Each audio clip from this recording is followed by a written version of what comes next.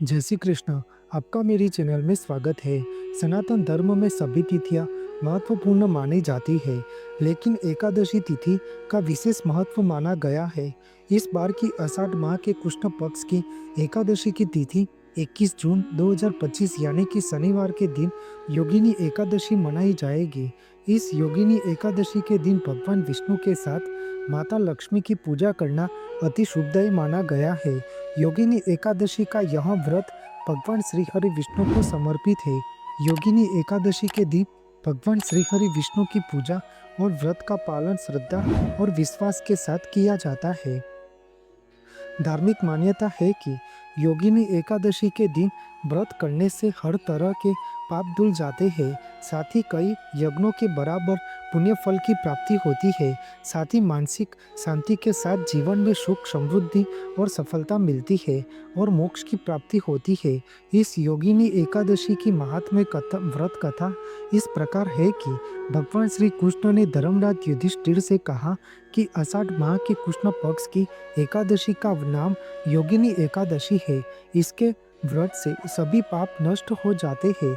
यह व्रत इस लोक में भोग तथा परलोक में मुक्ति देने वाला है। इस योगिनी एकादशी तीनों लोकों में प्रसिद्ध है। इस योगिनी एकादशी की कथा सुनाता हूँ, इसका ध्यान पूर्वक श्रवण करो। अलकापुरी नाम की नगरी में एक कुबेर नाम का राजा राज्य करता था। वह परम शिव भक्त था। उनका हेममाली नाम का एक यक्ष सेवक था जो पूजा के लिए फूल लाया करता था। हेममाली की विशालाक्षी नाम की अति सुंदर स्त्री थी। एक दिन वह मानसरोवर से पुष्प लेकर आया, किंतु कामासक्त होने के कारण पुष्पों को रखकर अपनी स्त्री के साथ रमण करने लगा। इस भोग विलास में दोपहर हो गई। हेममाली की राह देखते देखते जब राजा कुबेर को दोपहर हो गई तो उसने क्रोध पूर्वक अपने सेवकों को आज्ञा दी कि तुम लोग जाकर पता लगाओ कि हेममाली अभी तक पुष्प लेकर क्यों नहीं आया। जब सेवकों ने उसका पता लगाया लिया तो राजा के पास जाकर बताया कि हे राजन, वह हेममाली अपनी स्त्री के साथ रमण कर रहा है।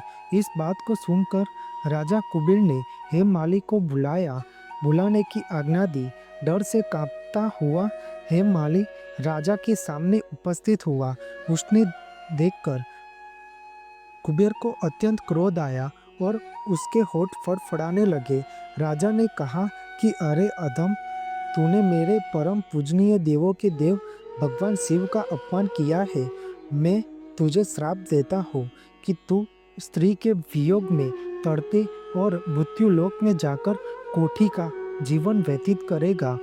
कुबेर के श्राप से वह तत्क्षण स्वर्ग से पृथ्वी पर आ गिरा और कोठी हो गया। उसकी स्त्री भी उसके बिछड़ गई। मृत्युलोक में आकर उसने अनेक भयंकर कष्ट भोगे, किंतु भगवान शिव की कृपा से उसकी बुद्धि मलिन न हुई और उसे पूर्व जन्म की भी सुध रहे। अनेक कष्टों को भोगता हुआ तथा अपने पूर्व जन्म के कुकर्मों को याद करता हुआ वह हिमालय पर्वत की तरफ चल पड़ा। चलते चलते वह मार्कंडेय ऋषि के आश्रम में जा पहुंचा। वह ऋषि अत्यंत वृद्ध तपस्वी थे। वह दूसरे ब्रह्मा जी के समान प्रतीत हो रहे थे और उनका वह आश्रम ब्रह्मा जी की सभा के समान शोभा दे रहा था। ऋषि को देखकर हेममाली वहां गया और उन्हें प्रणाम करते उनके चरणों में गिर पड़ा। हेममाली को देखकर मार्कंडेय ऋषि ने कहा कि तूने कौन से दुष्ट कर्म किए हैं जिससे तू कोठी हुआ और भयानक कष्ट भोग रहा है। महर्षि मार्कंडेय की बात सुनकर हेममाली बोला कि हे मुनि श्रेष्ठ, मैं राज कुबेर का अनुचर था। मेरा नाम हेममाली है। मैं प्रतिदिन मानसरोवर से फूल लाकर शिव पूजा के समय कुबेर को दिया करता था। एक दिन पत्नी सहवास के सुख में फंस जाने के कारण मुझे समय का ज्ञान ही नहीं रहा और दोपहर तक पुष्प न पहुंचा सका। तब उन्होंने मुझे श्राप दिया कि तू अपनी स्त्री का वियोग और मृत्यु लोक में जाकर कोठी बनकर दुख भोग भोग इस कारण में कोठी हो गया हो तथा पृथ्वी पर आकर भयंकर कष्ट भोग रहा हो। अंतः कृपा करके आप कोई उपाय बताइए जिससे मेरी मुक्ति हो। तब मार्कंडेय ऋषि ने कहा कि हे हेमाली, तूने मेरे सन्मुख सत्य वचन कहे हैं, इसलिए मैं तेरे उद्धार के लिए एक व्रत बताता हूँ। यदि तू आषाढ़ माह के कृष्ण पक्ष की योगिनी नामक एकादशी का विधि विधान से ध्यानपूर्वक व्रत करेगा तो तेरे सभी पाप नष्ट हो जाएंगे। महर्षि के वचन सुनकर हेममाली अति प्रसन्न हुआ और उनके वचनों के अनुसार योगिनी एकादशी का विधि पूर्वक पूर्ण श्रद्धा से व्रत करने लगा। इस व्रत के प्रभाव से अपने पुराने स्वरूप में आ गया और अपनी स्त्री के साथ सुख पूर्वक रहने लगा। भगवान श्री कृष्ण धर्मराज युधिष्ठिर से कहते हैं कि इस योगिनी एकादशी की कथा का फल 88,000 ब्राह्मणों को भोजन कराने के बराबर है। इसके व्रत से सभी पाप नष्ट हो जाते हैं और अंत में मोक्ष की प्राप्ति होती है।